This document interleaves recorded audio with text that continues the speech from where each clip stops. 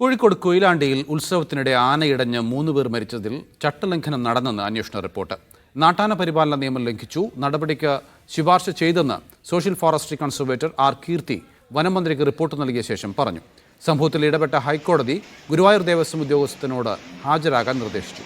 ആന ഇടയുന്നതിന് തൊട്ടുമുമ്പുള്ള ദൃശ്യങ്ങൾ മീഡിയ വണ്ണിന് ലഭിച്ചു.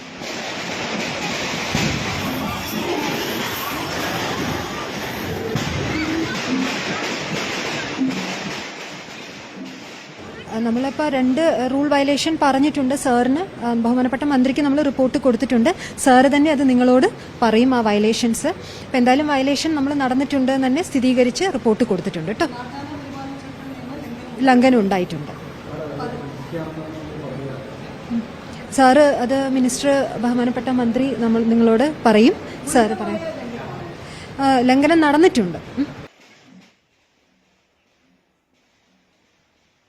ഷിത ജഗത്തുണ്ട് വിവരങ്ങൾ നൽകാൻ. ഷിത, നാട്ടാന പരിപാലന ചട്ടം ലംഘിച്ചു എന്നാണ് കണ്ടെത്തിയിരിക്കുന്നത്.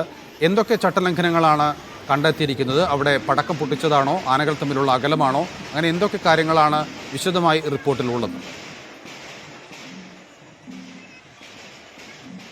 അത് കൺസർവേറ്റർ വ്യക്തമാക്കിയിട്ടില്ല. ഏതൊക്കെ തരത്തിലുള്ള ലംഘനങ്ങൾ എന്ന് പറയുന്നത് 2 നിയമലംഘനങ്ങൾ നാട്ടാന പരിപാലന ചട്ടത്തിൽ നിഷ്കർഷിക്കുന്ന 2 നിയമലംഘനങ്ങൾ ഉണ്ടായിട്ടുണ്ട് എന്നുള്ളതാണ് ഇപ്പോൾ കൺസർവേറ്റർ ആർ കീർത്തി പറഞ്ഞിരിക്കുന്നത്. അത് സംബന്ധിച്ചുള്ള റിപ്പോർട്ട് നൽകിയിട്ടുണ്ട്. അതിൽ ഇന്നലെ തന്നെ വനംവകുപ്പ് ഈ പടക്കം പൊട്ടിക്കുന്നതിൽ വീഴ്ചയുണ്ടായിട്ടുണ്ട്, അല്ലെങ്കിൽ കൃത്യമായുള്ള അകലം പാലിച്ചിട്ടില്ല എന്നുള്ളത് അവരുടെ പരിശോധനയിൽ കണ്ടെത്തിയിരുന്നു. അതാണോ ഇനി മറ്റേതെങ്കിലും തരത്തിലുള്ള ഈ പറയുന്നത് പോലെ ആനകൾ തമ്മിലുള്ള ദൂരമാണോ, ഒപ്പം ആനകളും ആളുകളും തമ്മിലുള്ള ദൂരമാണോ എന്നതുൾപ്പെടെയുള്ള കാര്യങ്ങളെല്ലാം തന്നെ നമുക്ക് അല്പസമയത്തിനകം അറിയാൻ സാധിക്കും ഏത് തരത്തിലുള്ള ചട്ടലംഘനമാണ് നടന്നിട്ടുള്ളത് എന്നുള്ളത്. എന്നാലും ഈ ഉത്സവ കമ്മിറ്റിക്ക്, ക്ഷേത്ര കമ്മിറ്റിക്ക് വീഴ്ച ഉണ്ടായിട്ടുണ്ട് എന്നുള്ള റിപ്പോർട്ടാണ് വനമന്ത്രിക്ക് സമർപ്പിച്ചിരിക്കുന്നത്. അതിൽ കർശന നടപടിക്ക് ശുപാർശ ചെയ്യുകയും ചെയ്തിട്ടുണ്ട്. ഇനി ഉത്സവം നടത്തുമ്പോൾ ഈ ആനകളെ എഴുന്നള്ളിക്കുന്ന ഉൾപ്പെടെയുള്ള കാര്യങ്ങൾ, ലൈസൻസ് കട്ട് ചെയ്യുന്നത് ഉൾപ്പെടെയുള്ള ശുപാർശകളാണ് ഇപ്പോൾ നൽകിയിരിക്കുന്നത്. വനമന്ത്രി അല്പസമയത്തിനകം തന്നെ ഈ റിപ്പോർട്ടിൽ എന്തൊക്കെ കാര്യങ്ങളാണെന്നുള്ളത് പറയുമെന്നാണ് നമ്മൾ കരുതുന്നത്.